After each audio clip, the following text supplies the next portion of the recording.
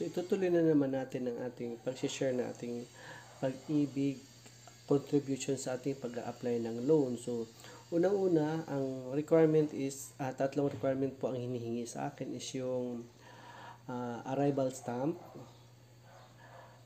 contract of employment, then valid ID. So supposedly to valid IDs, pero inaccept na po ang one valid IDs, which is ang aking Loyalty Card Plus.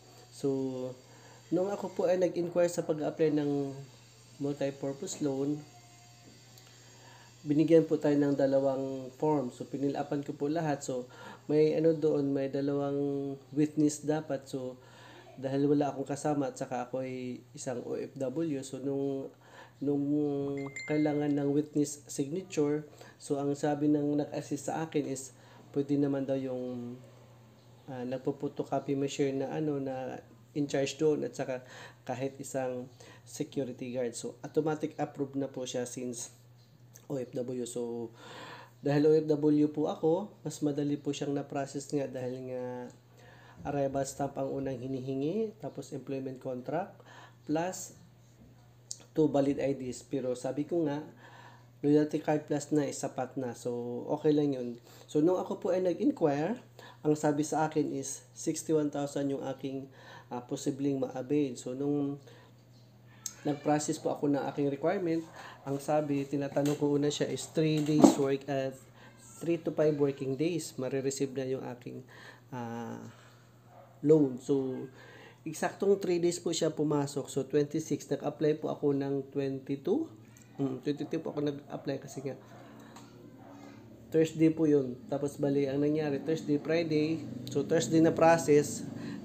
Pagpasa ko ng requirements, so ibig sabihin process na po agad. So, kung 3 working days, so ika-count mo siya ng Friday. Tapos Monday.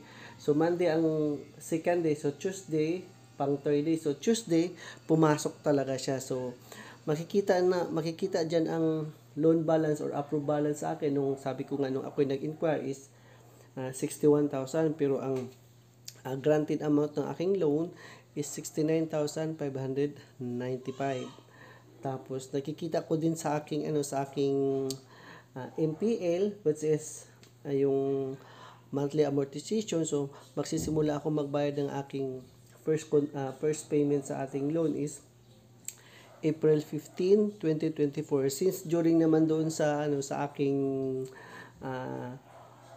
loan form application, nag-check ako doon ng 3 years. So pinili ko yung 3 years na aking pagbabayad ng loan. So ang monthly amortization ko base doon sa 3 years ko na pinili or nag-check, ang monthly amortization ko is 2,557.30.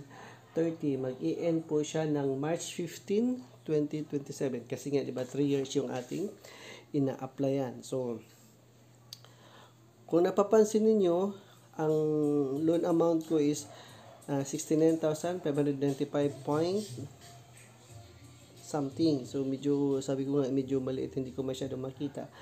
Tapos, kung napapansin niyo, ang aking total money sa aking pag-ibig contribution is about 87,000 plus. So, kung natin sa manual calculation, sa aking contribution is 72,600, which is 118 months. Tapos meron tayong 15,000 plus na dividend rate within what is that? The whole of 118 months. So kumbaga 10 years, 2 buwan na lang magiging 10 years na siya bali. Tapos yun nga sabi ko is nagkaroon siya ng dividend.